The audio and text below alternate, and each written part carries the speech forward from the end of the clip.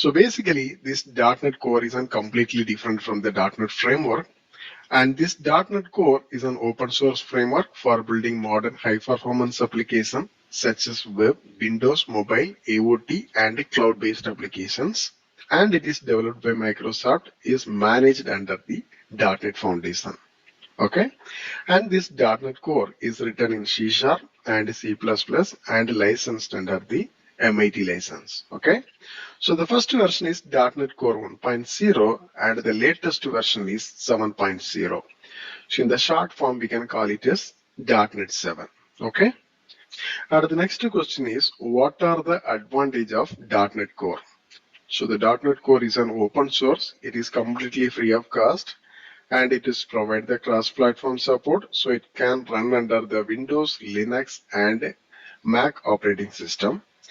And the ASP.NET Core can handle more requests than ASP.NET. So it provides the better testability and it can be deployed in IaaS and also the cloud server. Okay. And the third question is, what are the features in .NET Core? So the first feature is built-in support for dependency injection, built-in support for the logging framework, and it can be extendable. So in case if you want to use some other library for the login, that also we can integrate. Introduce a new fast and cross-platform web server control. So a web application can run without IaaS and command line support to creating, building and running the application. Basically, if you are developing any .NET application, we will use the Visual Studio. The same for this .NET Core also, we can use the Visual Studio. At the same time, we can deal everything through the command prompt also. Okay.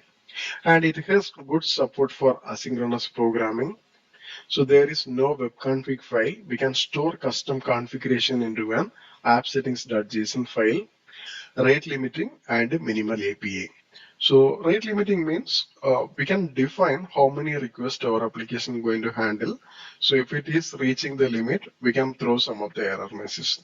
So that is the concept. Similarly, in this minimal API, if you don't have much logic, we can write our API functionality within the program.cs file.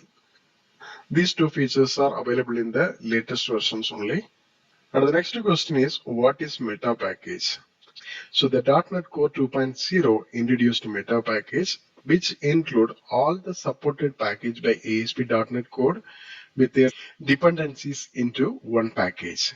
It helps us to do fast development as we don't require to include the individual ASP.NET Core packages. Okay, and the assembly Microsoft.ASP.NET Core also a meta package provided by the ASP.NET Core.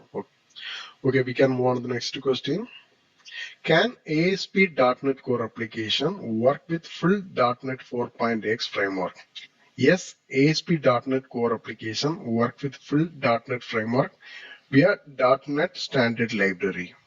So the next question is, what is the startup class in ASP.NET Core? So the startup class is the entry point of ASP.NET Core application. This class contains the application configuration related items. So if you are using the lower version of .NET Core, we can see the startup file. So after .NET 6.0, this file is removed. So instead of that, what are the functionality we are doing in this startup class that also included in this program.cs file. So let me show you. Okay, this is one of the .NET 7 application. So there is no startup file. So we can see this only program.cs file. So in this program.cs file only, we have included all the changes. Okay. We can move on to the next question. What is the use of configure service method of the startup class? So here also the answer is same. The startup class is removed, but this configure service method, so it can be used to configure the services that are used by the application. Okay. So this method calls first when the application is requested for the first time. Using this method, we can add the services to the dependency injection container. So services are available as dependency into the controller constructor. So let me show you. So in this example, I'm having one interface and also the implementation class. So in these services, using this transient option, basically we have three types. We can see little later. I just registered. Okay. So hereafter, I can directly inject this interface in my controller constructor. So in order to, we can use in our application. Okay. We can move on to the next question. What is the use of configure method of the startup class? So again, the startup class is removed. The functionality of configure method is it defines how the application will respond to each HTTP request. We can configure the request pipeline by configuring the middleware. It accepts iApplication Builder as the parameter, and also it has two optional parameters, iHosting environment and iLogging factory. So using this method, we can configure built-in middleware such as routing, authentication, session, etc. Okay. So let me show you. We enabled the cars, we enabled the authentication, authorization. So similarly, if you have any third-party functionality also, we can enable it here. And the next one is very important question. What is middleware? So middleware is the software that is injected into the application pipeline to handle the request and response. So they are just like sent to each other and forms the pipeline. The incoming requests are passed through the pipeline where all middleware is configured, and the middleware can perform some actions on the request before passing it into the next middleware. Same as for the response, they are also passing through the middleware but reverse order. Okay. So if you want to see some of the examples, see. So these are the middlewares. Use core, use HTTP direction, and use authorization. So what are the order we have mentioned? In the same order only, it can be executed one by one. Okay. What is routing in ASP.NET Core? So routing is a functionality that map incoming requests to the route handler. The route can have values, extract them from the URL, so that are used to process the request. Using this routing can find the route handler based on the URL. All the routes are registered when the application is started. So in this ASP.NET Core, we have two types of routing. One is the conventional routing and another one is the attribute routing. So the conventional routing is the default one. We're supposed to implement the global way. And the next one is attribute routing. So using this route attribute, we're supposed to enable this attribute routing. Okay, let me show you. I'm taking one of the controller. We just defined API/controller. Then our URL should be API/ and our controller name, that is the product. So after that, what are the functions? See, so if I am selecting this is the action method, my URL should be like this, API/product/upload image. Okay.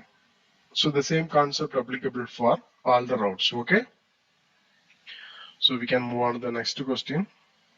How to enable session in ASP.NET Core? So the first step is we have to add use session in our middleware side. Okay. So this functionality is provided by this Microsoft.ASP.NET Core.Session library. And this is the sample code. Okay. See. So services dot add session. At the end, we have to include like app.use session. So let me show you. So in this application, we have a service side, right? Builder.services. So here we have to include like add session. After that, so in this builder side, is supposed to include like app.use session. Okay. So the next question, what are the various types of JSON files available in this ASP.NET Core? So there are 6 types of JSON files available in this ASP.NET Core. So the first one is global.json. So that allows you to define which .NET SDK version is used when you run the .NET CLI commands. And the second one is launch settings.json. It describes how the application can be launched. And the third one is app settings.json. This is a very important one. So used to store the application configuration settings such as database connection string, any application scope, global variables, and some other valid informations also. Okay. And the fourth one is bundle config.json. This can control the minifying process. For the bundling and minification process, we're supposed to use this JSON file. And the fifth one is browser.json, contains the browser information. And the final one is package.json. It contains the list of npm packages that our developer want to restore before the project starts. Okay, so we can move on to the next question. What are the common HTTP response in .NET Core API? So the first one is code 200. The action is OK. 201 created.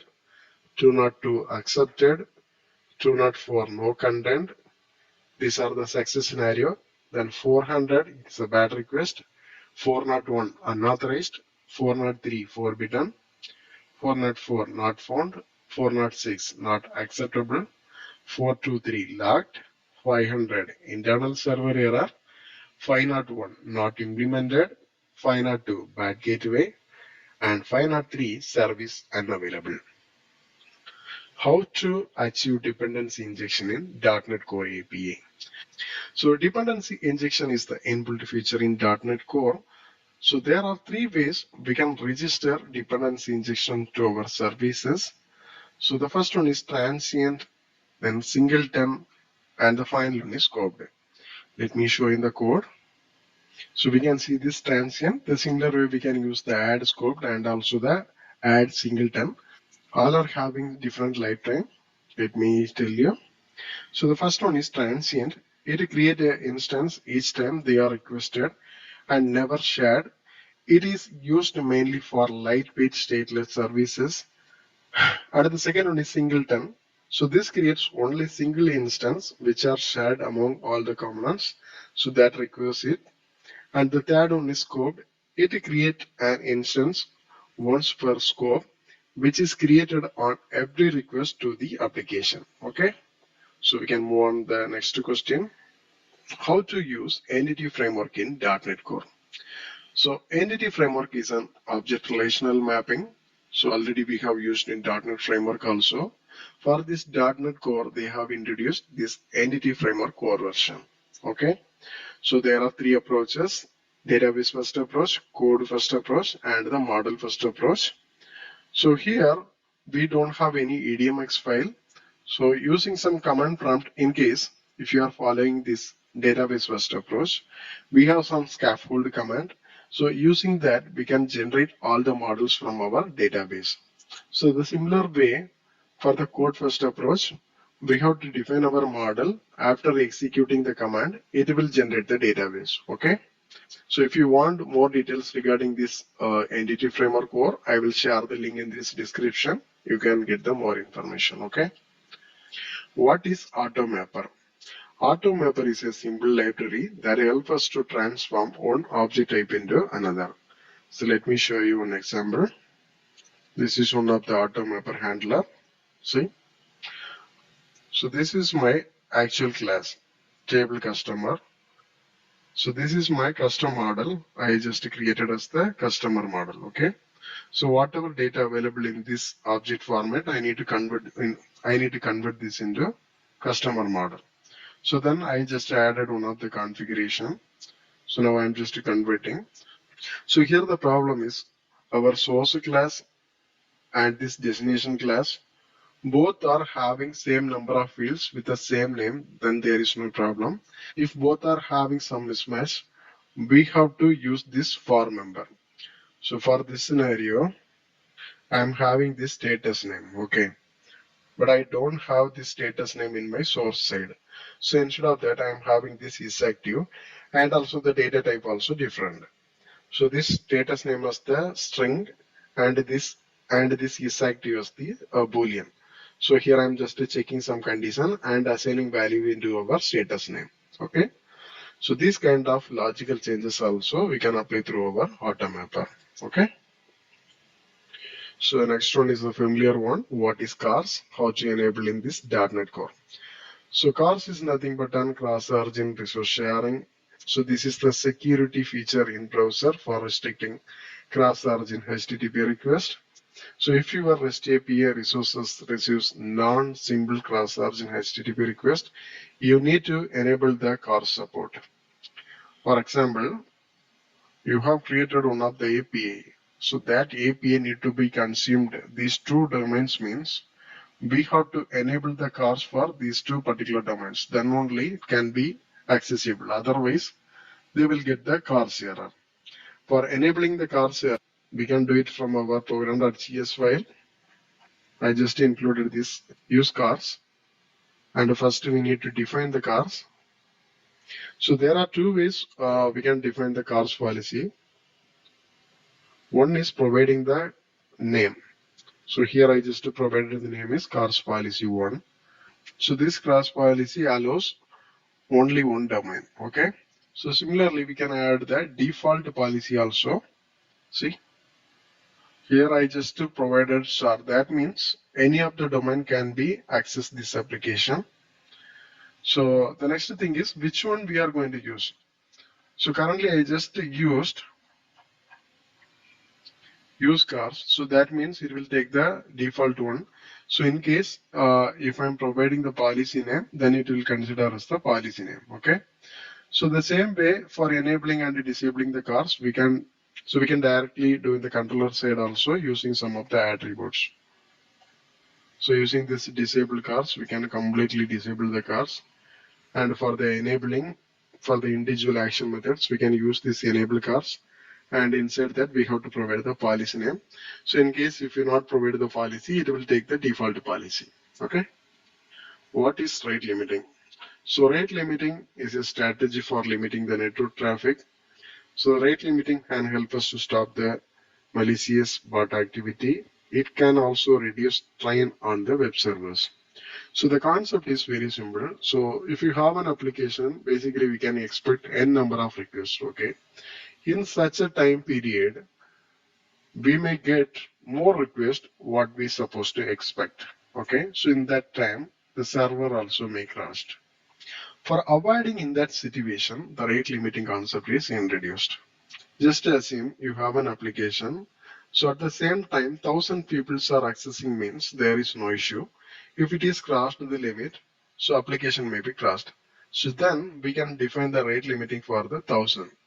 So until it is reaching the 1,000, it's fine. If it is crossed more than 1,000, so now obviously the particular user will get some error message, but our application will work smoothly. It's not going to affect our server also.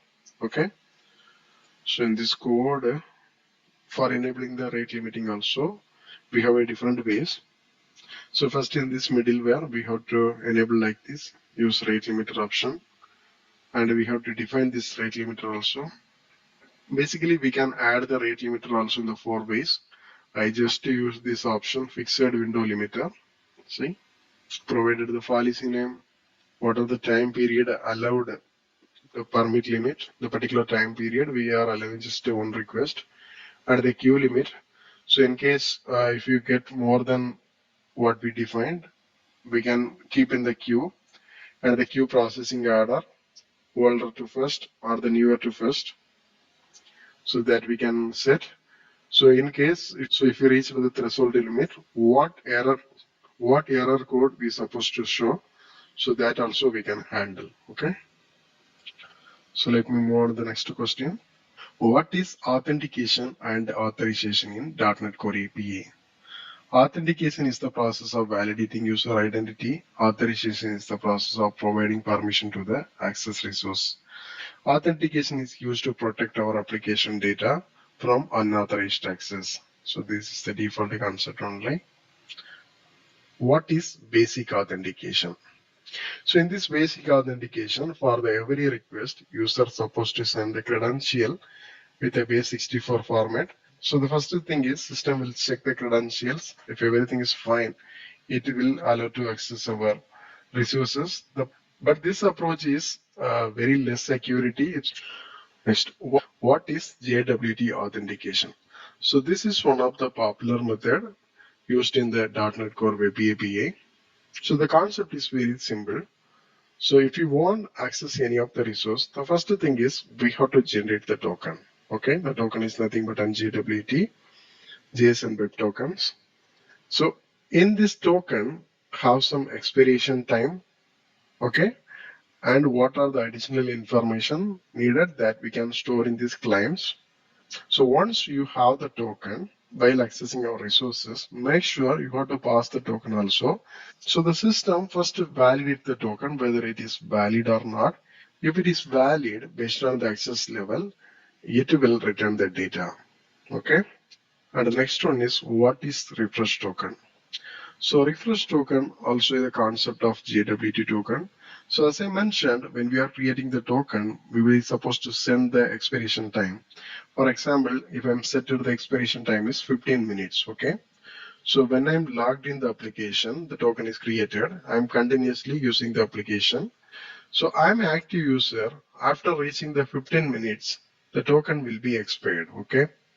But the thing is, so after 15 minutes, the token will be expired. So you just assume if I'm trying to make one of the order, the token is expired means I am supposed to log in once again. So then only I will get the latest token. So avoiding that, we are introduced this refresh token logic. So using this refresh token concept, what are the claim information that we can get it from the expired token itself? So we are resending the same claim information. So using that claim information, generating one new token with a new expiration time. So using the new token, we can continuously access our session. So that's all about the refresh token logic. And the next question is, what is minimal API? Minimal APIs are architected to create the HTTP APIs with minimal dependencies. So they are ideal for microservices and apps that want to include only minimum files, features, and dependencies in this ASP.NET Core. It is introduced in .NET 6.0. So in this latest version also it is available. So in case if you have the lower version, you cannot access this functionality. So let me show you one of the example. So these are the minimal AP concept. It's very basic get method. It is returning some value. And the next example, we are passing some parameters. And the third example, we are directly accessing our database using this entity framework concept. And we did the complete CRUD actions. The same way we can do the file upload functionality also. Now the next question is, how do you implement security in .NET Core web application? So first one is authentication and authorization. So already we've seen we can use the basic authentication, JWT token authentication. Similarly, we have some other options also. And the second one is HTTPS. You can use the built-in Microsoft ASP.NET Core server custom package to configure your application use HTTPS. And third one is CARS, cross-origin resource sharing, cross-site request forgery, CSRF, SQL injection. You can use the built-in Microsoft Entity Framework Core package to implement the parameterized query to prevent SQL injection attacks. And the final one is cross-site scripting. You can use the built-in Microsoft.ASP.NET Core.MVC view features package to implement encoding and validating access attacks. Okay, so we can move on to the next question. Can you explain the difference between synchronous and asynchronous method in .NET Core? So in this .NET Core, asynchronous method is a method that runs to completion before returning control to the calling code. Synchronous methods block the execution of the calling thread until they are finished. How do you implement exception handling in .NET Core application? So in this .NET Core application, exception handling implemented using try-catch blocks or using some global exception handler. How do you implement unit testing in .NET Core application? So in this .NET Core application, you can use various testing frameworks such as MS test, XUnit, and NUnit to write and run the unit test. Okay. Next one. Can you explain the concept of identity in .NET Core? Identity is a feature of ASP.NET Core that provides a way to handle authentication and authorization for web application. It allows you to easily add support for user registration, login, and password management to your application. So in .NET Core, identity is implemented using the identity library, which provides set of classes and interfaces for handling user identities and roles.